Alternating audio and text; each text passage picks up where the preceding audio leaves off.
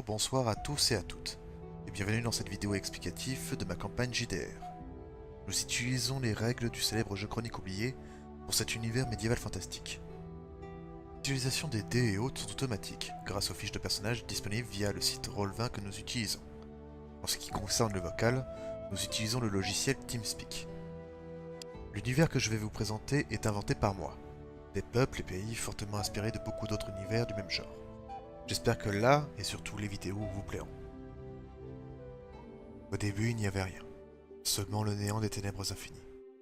Puis un être décida d'ouvrir les yeux, et cet être est désormais connu comme étant le soleil, dieu de la lumière. Il éclaira les vastes étendues de son monde, et illumina un autre être bien plus mystérieux, qui apporta son soutien à sa personne. Elle se manifesta et se matérialisa sous ses yeux. Elle est désormais connue comme étant la lune, déesse de la magie. Ensemble, ces deux êtres formèrent le monde connu, et ils donnèrent naissance à leur premier enfant, la déesse de la vie, qui à son tour donna naissance à bien des dieux, de par son don et de par son pouvoir.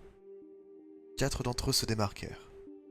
Le premier fut Elnor, dieu du courage et de la force, incarnation de la terre, il apporta la bénédiction du printemps sur le monde connu. Suivi de sa sœur, la déesse Oris, incarnation du feu, elle est la déesse de la justice et de l'honneur. Elle apporta la bénédiction de l'été en ce monde. Puis vint Méphis, dieu des ombres et des secrets. Il est l'incarnation de l'air et apporta quant à lui la bénédiction de l'automne. Et pour finir, Vala, la déesse de l'amour et de la bonté. Incarnation de l'eau, elle apporta la bénédiction de l'hiver. Ensemble, ils créèrent bien des choses sur le monde qu'a créé leur mère. D'immenses terres et eaux, aussi divers et magnifiques. Des multitudes d'espèces animales et végétales. Certaines d'entre elles furent d'ailleurs bénies et ont obtenu une conscience, la magie et la bénédiction des dieux existants. Ce monde aussi divers que varié dispose de nombreux pays, royaumes et espèces qui coexistent ensemble depuis la nuit des temps. Je vais donc vous expliquer étape par étape, royaume par royaume, ainsi que les races dominantes qui y vivent et surtout qui règnent. Vous pouvez voir sur cette carte les 3 premiers royaumes que je vais vous présenter. Il s'agit de Orobar, Bolokest et Negred. Il s'agit là des 3 royaumes nains. Pour ceux qui ne le savent pas, les nains sont une race d'humanoïdes de petite taille et possédant une certaine musculature, qui font d'eux des guerriers à ne surtout pas sous-estimer. Les nains sont une des 8 plus grandes forces de ce monde. Ils font beaucoup de commerce via les différents pays que je vais vous expliquer dans un instant. Mais d'abord, comme je l'ai dit, présentons d'abord les différents pays des royaumes nains. Orobar. Le royaume d'Orobar est le plus puissant, et par conséquent le dirigeant des royaumes nains. La faune y est tellement froide que seuls les nains y vivent. Il y a de nombreuses villes et villages habités par ces peuples fiers qu'est les nains. Ils sont un véritable pilier dans le domaine de la forge, le commerce, les pierres précieuses, hormis les saphirs, et sont même célèbres dans la consommation de la bière. Mais malgré ces attraits que certains peuvent juger douteux, les nains restent un pilier spirituel important pour ce monde. Cela dit, détail important, les pics enneigés d'Orobar descendent à travers chaque pays, et chaque pays de leur continent ne touche pas à une seule rivière dont la source ne descend pas des montagnes de ce royaume. Negred. Il s'agit d'un pays qui est largement plus clément que le royaume d'Orobar au niveau de la météo. Là, nous y avons aussi les forces naines, mais aussi les célèbres gnomes, une race encore plus petite que les nains, et disposant d'un physique comparé à eux assez faible. Ils compensent cette faiblesse par leur intelligence et leur ruse naturelle. Ce sont de formidables inventeurs en tout genre et de puissants magiciens qui maîtrisent les arcanes. Bien que ce soit les nains qui dirigent, les gnomes sont loin d'être exploités pour vivre sur ces terres. Ils vivent et construisent à leur bon loisir, mais sous la direction et la tutelle des nains qui veillent à ce que leurs inventions ne soient ni dangereuses pour les peuples, ni pour la terre. Negred est donc un royaume peuplé de villes légendaires dans le domaine de l'invention, la magie arcanique, pour les différents peuples des royaumes nains, et ne sont même un soutien de taille aussi bien dans la stratégie, la magie, et même dans l'armement. Bien que ce ne soient pas les gnomes qui ont inventé la poudre à canon, c'est bel et bien eux qui ont inventé les différentes armes à feu de ce monde. Certes rudimentaires et encombrantes, mais efficaces contre des ennemis sans armure solide. Bolokest. La légendaire et belle Bolokest. Son climat est là tout le contraire du royaume d'Orobar. des forêts, des rivières, des champs et des plaines à perte de vue. Bien qu'il reste un royaume nain, tout comme le royaume de Negred, ce pays est partagé avec une autre race, les Alphelins. Là encore des êtres de petite taille, mais ayant la particularité de posséder des oreilles pointues comme les elfes. Ce sont des êtres très discrets et de véritables amoureux de la nature et de l'agriculture. C'est d'ailleurs pour cela que les nains firent un pacte avec eux. Ils ont soutien, aide et protection contre leur production de nourriture qui nourrit ceux que la chasse ne suffit pas dans les autres pays. C'est un pays exclusivement dans ce domaine. Les Alphelins y vivent en majorité dans la paix et l'harmonie. Cette fameuse paix y est tellement présente que beaucoup d'anciens dirigeants, nobles nains et même autres espèces y vivent pour leur retraite. Il n'y a aucun artefact magique d'intérêt particulier. Ce n'est que la nourriture, ou les femmes pour les plus ignobles bandits, mais l'armée naine protège farouchement leurs frères. Et pas uniquement pour leur fraternité. Il faut savoir que les Alphelins brassent la meilleure bière du monde. Et il ne faut jamais s'en prendre à un brasseur, surtout si cela alimente les royaumes nains. Nous maintenons le peuple voisin en dessous de leur terre. Il s'agit tout simplement des royaumes humains. Encore une fois, l'une des 8 plus grandes puissances de ce monde. Mais nous avons là 6 pays différents. Il faut savoir que les humains ont beaucoup de différences, même s'ils restent la même espèce. Les différentes cultures, climats, ont offert les différences physiques assez voyantes pour eux, et qui sont totalement anodins pour toutes les autres races. Commençons par le début. Araldi. Il s'agit d'un pays de guerriers fiers et courageux. En fait, ils ont beaucoup de points communs avec les nains, que ce soit dans le domaine du respect des forts, le climat froid, mais je vous avoue surtout que c'est dans la consommation de la bière, bien qu'ils aient une légère préférence pour l'hydromel parfois, selon les régions. Leurs relations avec les nains font que les gouvernements passent toujours par eux pour le commerce, les pourparlers, etc. Ce sont d'ailleurs d'excellents marins. Ils ont d'ailleurs une petite rivalité pacifique, entre guillemets, avec le royaume voisin dont je vais vous parler maintenant, Boargos.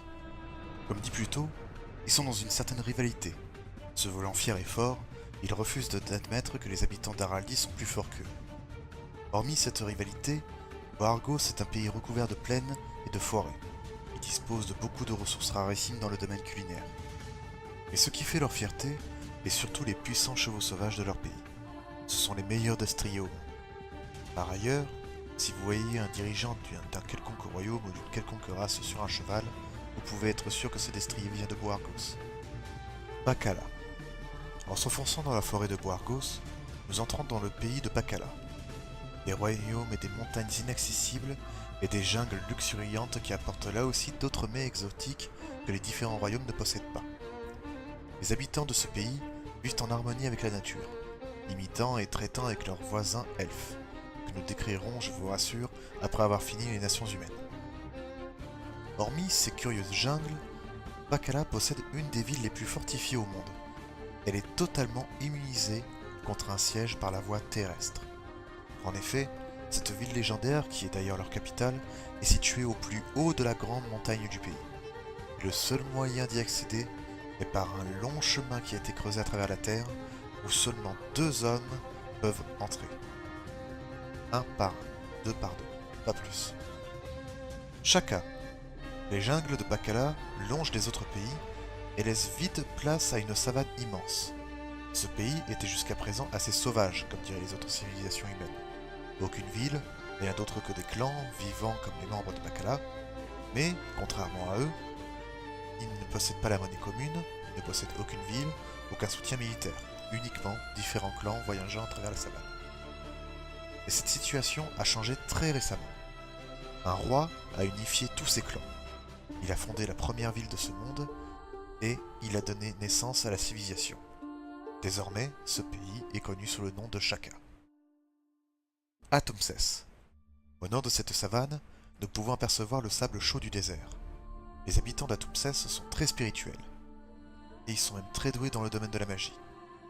Habitués au sable et à la chaleur du désert, ils font de sérieux adversaires sur leur propre terre. En revanche, ils n'ont jamais tenté d'invasion ailleurs. Un vieux roi a décidé d'ailleurs de construire un temple pour rejoindre les cieux. Cette gigantesque pyramide est un véritable labyrinthe, empêchant les vivants d'accéder trop rapidement au paradis et empêchant les morts d'en sortir. Par ailleurs, le pouvoir ne se passe pas par droit de succession, mais de droit divin. Chaque nouveau grand prêtre remplacera le roi décédé.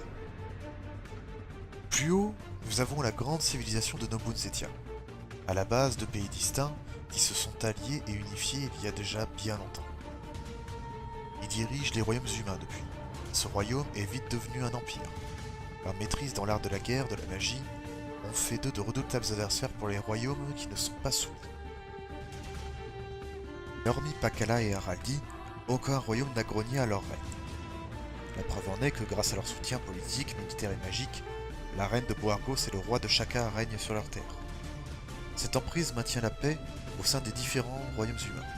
Ce sont eux qui ont découvert bien des choses dans le domaine spirituel notamment, ainsi que certaines inventions anodines à l'époque, mais véritablement cruciales pour d'autres aujourd'hui, telles que la poudre à canon qu'ils revendent à prix d'or aux gnomes. Ces 5 royaumes dirigés par l'empire de Nobun Zetia forment les humains de ce monde.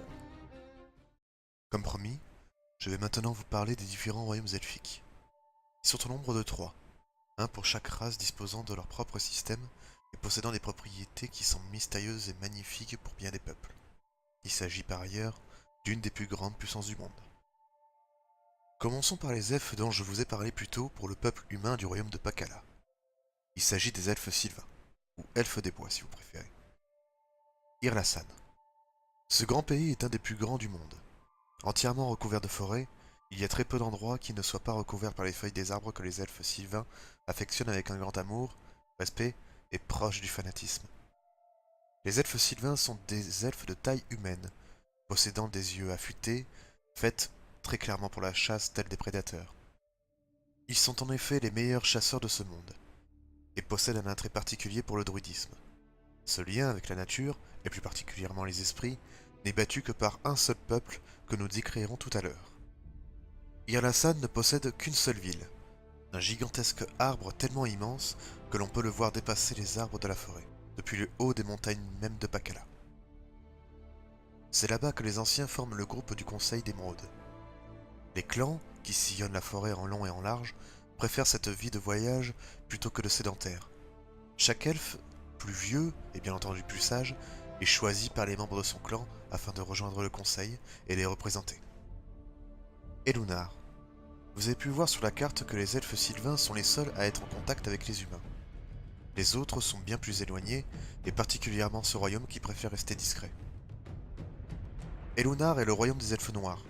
Hormis ces plages de sable fin qui longent la mer, la forêt de ce royaume est impénétrable, sombre, semblant sans intérêt pour les races non elfiques. Même la lumière du soleil ne pénètre pas les feuilles sombres de cette forêt.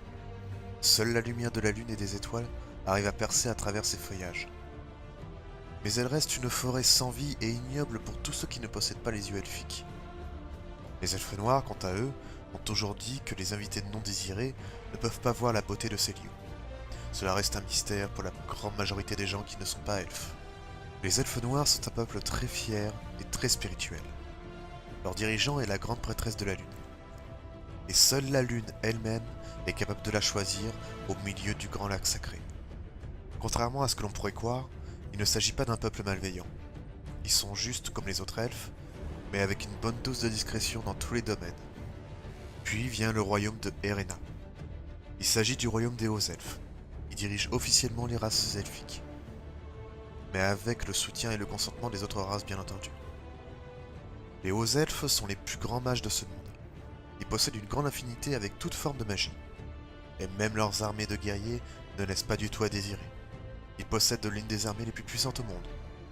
Pour ce qui est du royaume, il y a un peu moins de forêts, mais elle est largement compensée par ces villes faites de magie jusqu'aux fondations. Les plus grandes écoles sont là-bas d'ailleurs. La capitale est entièrement faite de verre, de cristal et autres. La ville est si pure qu'aucune autre race que haut elfe ne peut s'en approcher. Partons maintenant dans un domaine un peu plus exotique, car en effet, nous sortons de la fameuse trinité du nain, humain et elfe, pour laisser place, enfin, à d'autres races dans ce monde médiéval fantastique. Ce continent est assez dangereux, mais les races dominantes ont réussi à s'imposer et à faire en sorte que leur règne soit le sol de leur terre. Aldam. Il s'agit là d'un gigantesque pays proche d'Atumcès, des mers de sable à perte de vue, une touche de jungle ou de montagne au bord de leurs frontières. C'est un pays très spirituel, la vénération des dieux y est monnaie courante. Cela dit, Ce sont là les seules ressemblances avec le royaume humain d'Atumces, car contrairement à ce pays, Aldam possède différentes choses, notamment des créatures de type mythologique, cyclopes, gorgones, manticores et bien d'autres. Mais les Félis ont toujours su contrôler la situation. Il s'agit d'une race d'hommes-chats. Ils sont très doués dans le domaine de la magie, et c'est d'ailleurs ce qui leur a permis de survivre jusqu'ici. Ils sont agiles, intelligents et terriblement malins pour la grande majorité. La famille royale y règne depuis plusieurs générations, et ils ne sont pas prêts de perdre leur place, pour les deux grandes forces de ces pays, deux excellentes raisons. Les Félis, premièrement, disposent des meilleurs espions du monde. Ils savent absolument tout ce qui se passe. Et surtout, deuxième grand point, ils possèdent les seules mines de saphir de ce monde, ce qui est loin d'être négligeable. Et vous comprendrez cela plus tard. Puis vient le royaume de Stark. Stark dispose de très peu de forêts. Elle ressemble d'ailleurs fortement à Haraldie, mais avec un climat bien plus froid. Et contrairement à Haraldie, la menace de ce monde est d'ordre magique, la nécromancie. Des morts-vivants marchent dans ces forêts, et il est très difficile de les tuer, surtout quand on n'est pas un aventurier ou un combattant. Mais les humains qui vivent ici savent y faire face. Cet ancien royaume humain dispose aujourd'hui d'un lien très sensible avec les forces druidiques et des esprits de la nature. Un lien si fort que l'un d'eux fait pratiquement partie de leur peuple aujourd'hui. Ces humains au corps chaud, malgré le froid glacial de leur pays, se fait désormais appeler Wolfers. Des humains possédant la capacité d'un loup et même la possibilité d'en devenir un. Leur habileté à la chasse ont fait d'eux de véritables tueurs nés. Ils fonctionnent également comme une meute et le vieux loup blanc, qui est actuellement leur roi, gouverne avec force et sagesse. Ils se font appeler le peuple libre. Hormis le soutien du roi qui envoie ses chasseurs de par le monde, il ne demande aucune taxe à son peuple. Si quelqu'un veut manger, il chasse. Azokan. Ce pays est celui des grands dragons. Ces créatures immenses capables de cracher l'eau du soleil et voire même d'autres éléments pour certains. Ces terres sont très diversifiées. Plaines, montagnes, lacs, neige, tout est fait pour tuer les plus faibles. Le plus gros problème de ce pays sont les drakes, les dragons sauvages ayant juste les instincts animaux. Des créatures gigantesques. Un simple lion est capable de prendre la taille d'un dragon moyen, soit plus grand que 2 charrettes. Mais aussi la présence de dangereuses créatures connues sous le nom de dinosaures. La race qui vit sur ces terres se nomme Dracéides, ce qui signifie enfant des dragons, car ils descendent en effet de ces grandes créatures. Ce sont des êtres mi-hommes mi-dragons qui vivent en clans, se déplaçant sur de longues distances. Aucune ville, aucun gouvernement. Juste une fameuse légende de quelqu'un qui les dirige tous, la légende qui porte le nom de Mère des Dragons. Ce qu'il faut savoir à propos de ces 3 pays, c'est qu'ils étaient toujours en froid, et plus récemment en guerre. Un pourparler a été tenté au centre de ce continent, afin de fonder une ville mixte, neutre, qui permettrait un échange et une paix entre les peuples. Mais un incident s'est produit. Personne ne sait vraiment qui a commencé, mais chaque peuple accuse les 2 autres. Et cette ville est devenue un véritable champ de bataille. Tous les peuples ont foncé tête baissée dans ce carnage qui a duré pendant plusieurs semaines.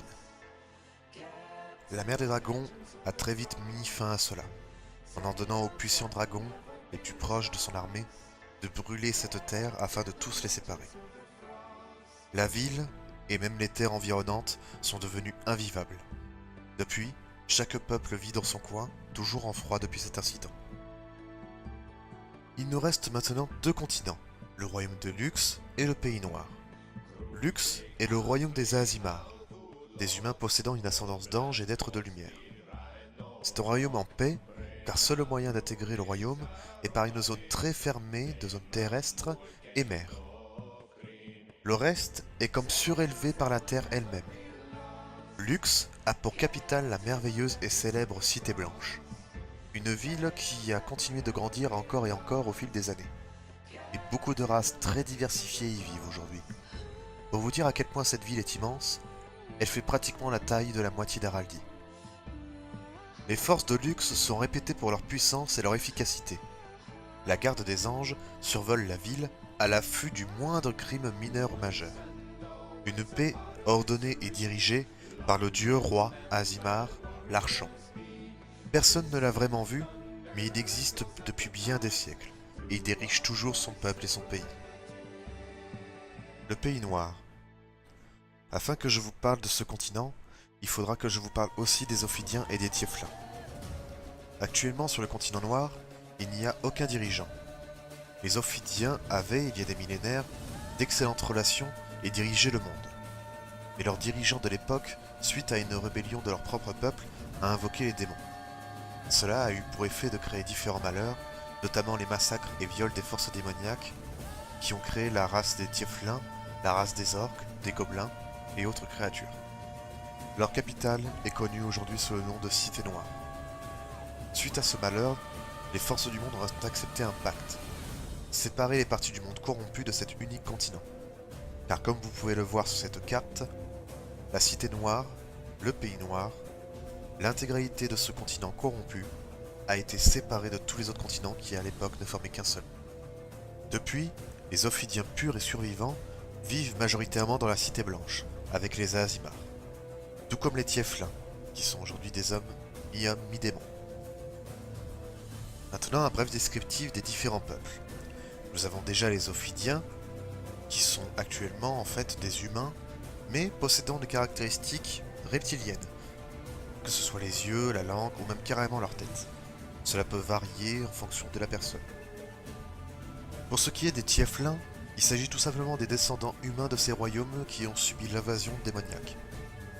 En leur sang coule malheureusement pour eux le sang démoniaque des démons, ce qui fait d'eux des Tieflins. Autre peuple dont nous n'avons pas parlé jusqu'ici est la race des Fruins. Ils vivent majoritairement dans les égouts et bas-fonds des cités humaines. Ils ne sont pas considérés comme des criminels ou monstres, ils sont seulement à éviter, à cause de leur nature de voleurs, transportant des maladies, ce genre de choses. La rumeur raconte même qu'un roi, Fruin, vit sous la capitale de Nobun Zetia. Jusqu'ici, nous avons vu les 7 grandes nations.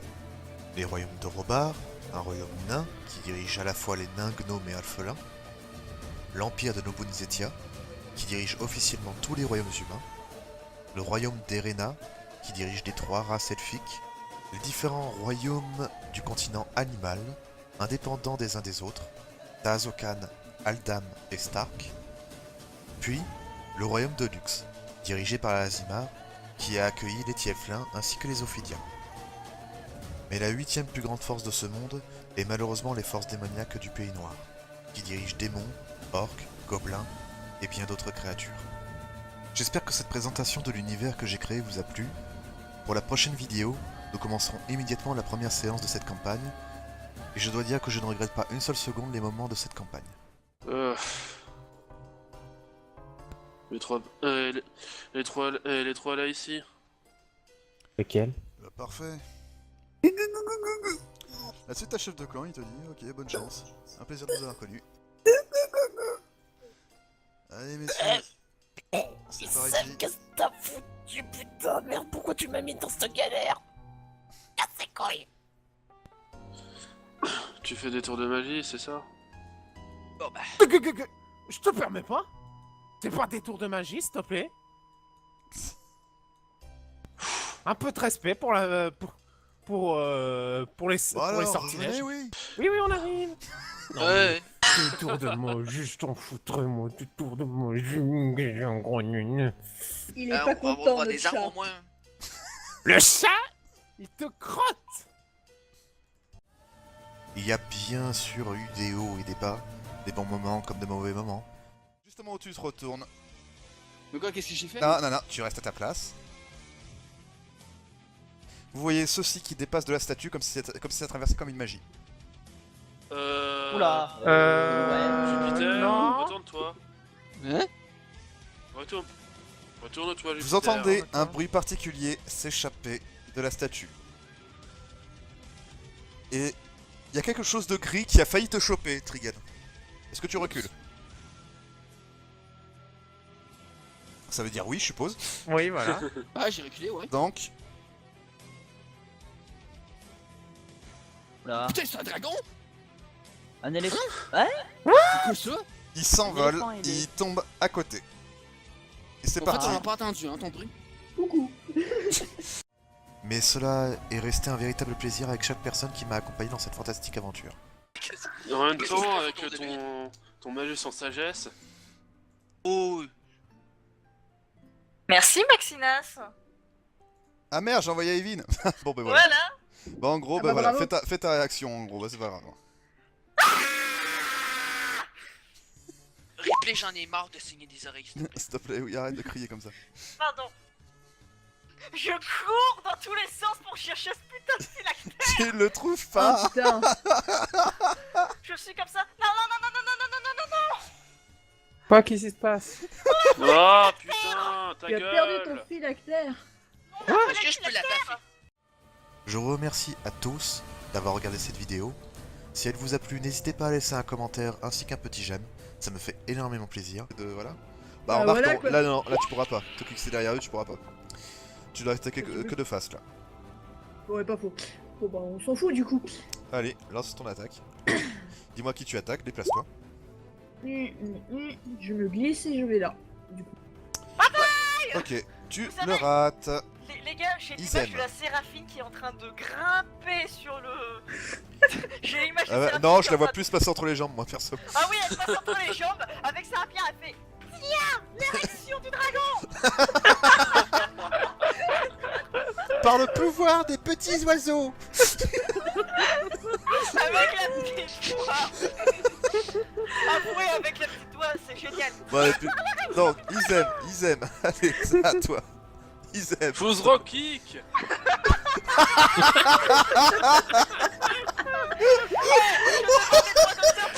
Oh putain. Oh. Attends, ok, ce qui se passe, vous le voyez. Il cogne Séraphine. Non, non, attends. Non, Oui. merci, Max. Il est en train de foutre. Il allait foutre un bon coup de pied, vous savez, comme un bon truc de CRS, bah ça tombe bien, c'est un peu ça. Et en fait, vous le voyez, il s'est poussé juste au bon moment, il y a Séraphine qui y arrive, et il shoot dans Séraphine. Ok, bon, après hashtag poste ton CRS, voici hashtag poste ton demi-orc. Et la Séraphine tombe par terre, inconscient. Oh putain.